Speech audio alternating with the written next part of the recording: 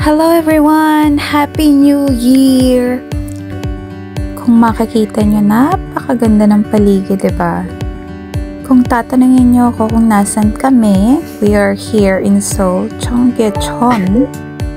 And before this Lantern Festival ends, ayan, pumunta na kami ng aking Junakis na si Bunso, si Owen. So, ayan, every year talaga nag-held ang Seoul ng Lantern Festival here in Cheonggyecheon.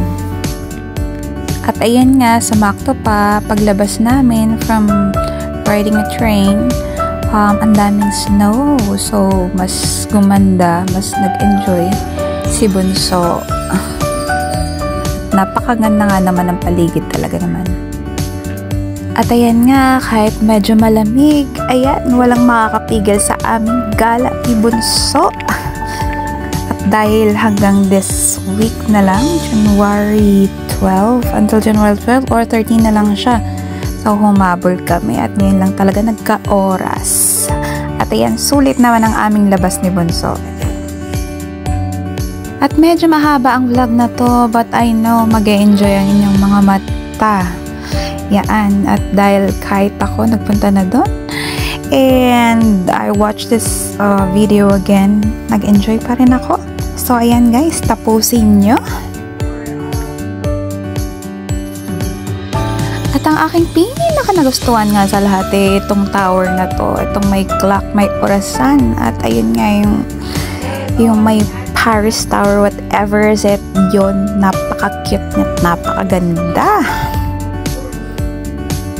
At ito nga nilalakaran namin, ayan, umiilaw siya. Nakakatuwa.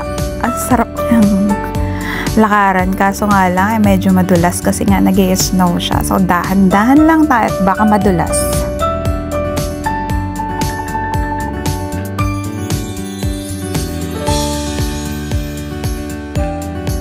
At ito nga, napakahirap na magpa-picture sa batang ito. Ayaw ngumiti. So, ayan, sige lang. Hi na lang.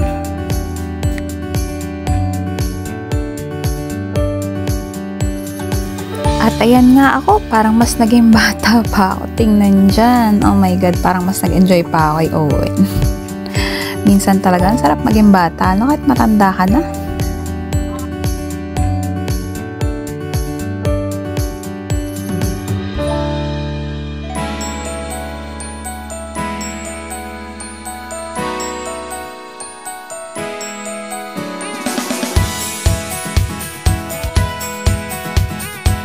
Oh, ayan, Owen, smile! Pero ayaw niya talagang umiti.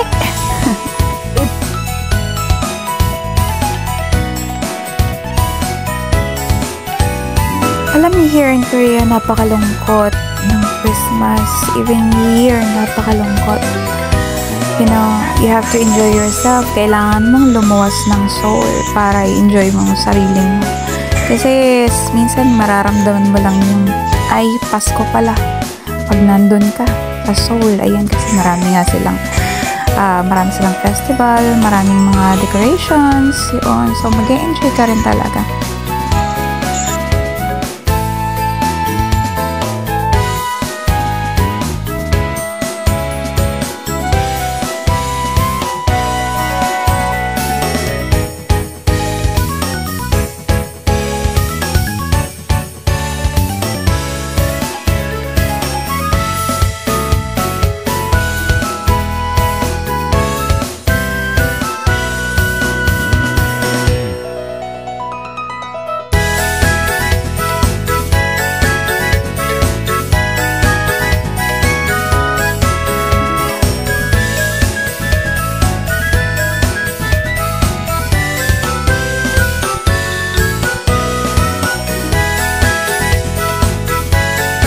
Palang theme ng Lantern Festival nila is about history, Korea's history. So ayan, kaya makikita nyo bakit ganyan yung mga lantern nila. Yan, mga tao, mga ganon, ganyan. It's about their history. Kung ano man yun, hindi ko na binasa. Basta yun na yun, about history. Tapos, diba? importante, nag-enjoy ka, nag-enjoy yung mga mata mo at makukulay nga itong mga lantern nila dito. At ang ganda nga naman ng paligid, sabayin mo pa ng snow. Ayan. Enjoy, guys.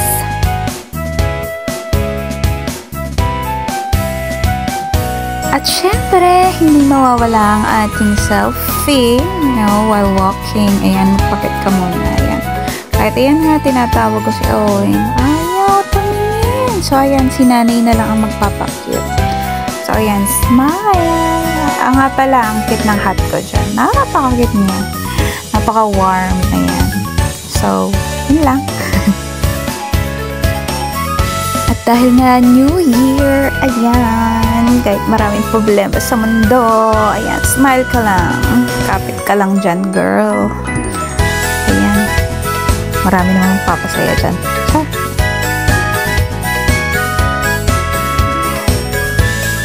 ang kagandahan nga lang dito sa Seoul talaga pag pumunta ka dito, it's different from our city where we live. Because kasi itong mga buildings nila dito, nakakaaliw at makukulay din. So, at napaka-high, napaka-tataas. So, even though kahit hindi Christmas, mag-enjoy ka rin pagka naglalakad-lakad ka sa Seoul talaga.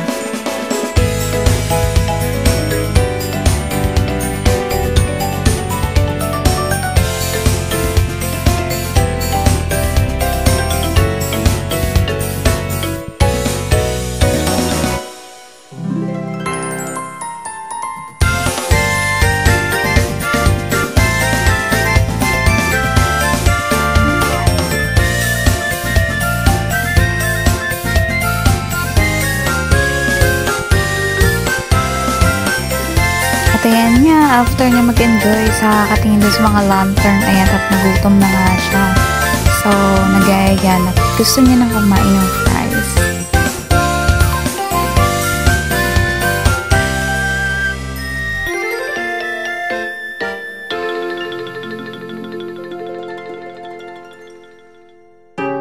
Sa totoo lang talaga, kahit maglakad-lakad ka dito sa gigilid-gigilid lang, nakaka-relax. I don't know. Feels good walking dito sa city ng Seoul talaga. Sarap siya sa pakiramdam. Nakaka-refresh. I don't know why. Not a single day goes by. You've been running through my mind. I know it's over, but I can't deny I'm still missing you. And I'm torn 'cause I'm hella frustrated. At ito nga, nagtitinda ng tteokbokki sa Tteokbokki Binil House. Ayan. Mura lang ang tteokbokki nila dyan. But I did not try. Kasi nga, punta kami ng KFC. Ayan. At saka, kakaiba nga pala yung KFC dito, guys. Dito lang ako nakakita ng KFC. Nagtitinda ng beer. At ayan nga. So, yun, tinaray ko ng uminom ng beer at that time. Kasi ang painit sa katawan. Sobrang lamig nga talaga.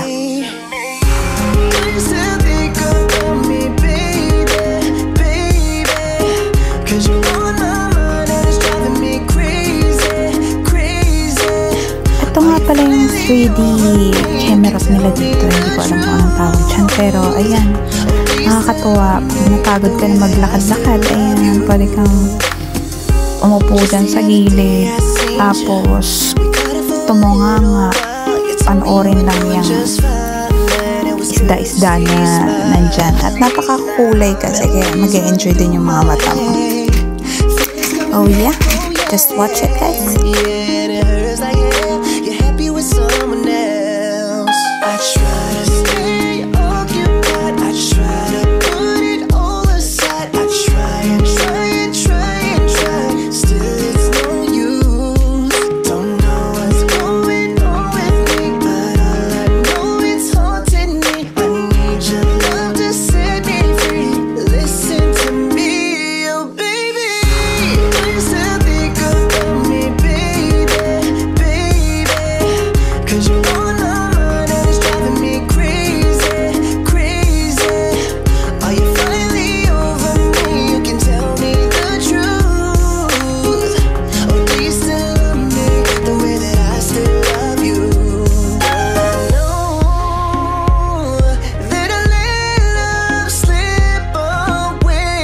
ayan nga, umupo na siya. Hindi niya kinaya.